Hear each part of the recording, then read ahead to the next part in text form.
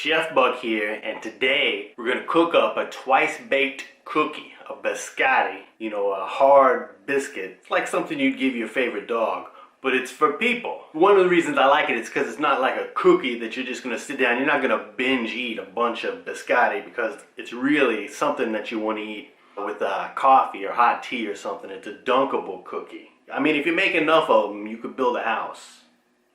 And you know, until that first big rain, it'd probably be a nice place to live. But the first thing we're gonna do for this biscotti recipe, boom, is to toast up some almonds. So I got a bunch of almonds here. I'm gonna spread them out on a baking sheet, and we're just gonna slide them in the oven and bake them for a minute, maybe 2 minutes, not very long. As you can see, it doesn't take no time at all. They got a nice little bit of color on them. They smell super fantastico. So I got a bowl with my flour in here, just some all-purpose flour. And I'm gonna add a little bit of baking powder in there. And I'm not big on measuring, but sometimes when it comes to baking, what the heck, when in Rome. Got me a little bit of sugar in here. Well, a lot of sugar actually. But it's a cookie, you know? And since I'm gonna make these cookies kind of chocolatey, I'm gonna throw me in a little cocoa powder. And since it's a cookie I like to have with coffee, you know, I'm gonna make it super duper uber coffee by putting in a little coffee grounds. Those are some fresh ground beans. You know, you can definitely leave that out or adjust the flavor if you like. Sometimes I'll put in some chocolate chips into the mix, but I'm gonna leave those out today. Put in a wee little bit of salt, and now we'll just stir our ingredients together. So now I'll set this aside and we'll throw together our wet ingredients. Boom, slightly smaller pan. And I'm gonna go ahead and bust 3 eggs up in here. Now we like to put a little bit of liquor in our biscotti. You know, oftentimes we'll put rum, but I don't have any rum today, so I'm gonna put a little bit of this coffee liquor, you know, to keep going with the coffee theme. And I'm gonna put 2 tablespoons, and then just a dash because I got a slight problem. Put a little bit of extract in here, a couple of teaspoons of vanilla extract.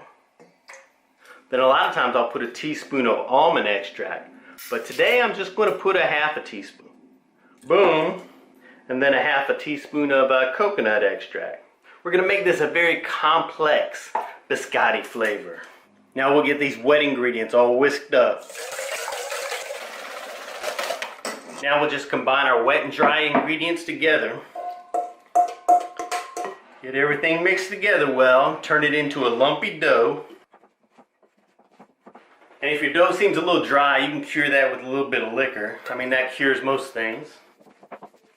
Now my almonds have cooled down, so I'm going to go ahead and fold those into the mix. And like I said, if you wanted to, you could add some tiny chocolate chips in here as well. But with the cocoa powder, this is going to be chocolatey enough. I'm going to bring my baking sheet back over here. Go ahead and get a little parchment paper on my pan. And I'll just roll my dough out here on this sheet. And depending on how wet your dough is, it might go ahead and spread out into a loaf. But if it's kind of lumpy like this, you might have to go ahead and shape it into a loaf and spread it out. So you just want to get your dough spread out into a nice oval shape. Man, it looks super duper chocolatey. So now we're going to slide them in the oven and let them go for that first go round. Alrighty, so let's take a look. See what's going on.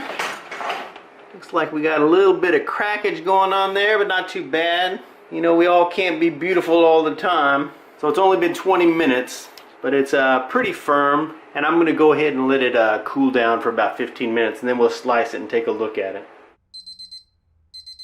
So I'm gonna go ahead and get it off of this baking paper, off of this parchment paper. Let's see what it looks like. Alrighty, it's a nice cakey loaf, but we don't want it to be cakey. We want it to be like a cookie. So we're gonna have to bake it a little bit more, you know, biscotti, you know, twice baked. So now we'll just slice it up into some biscotti pieces. I'm gonna set the ends aside there. I'm gonna slice it into about a 1/2 inch pieces.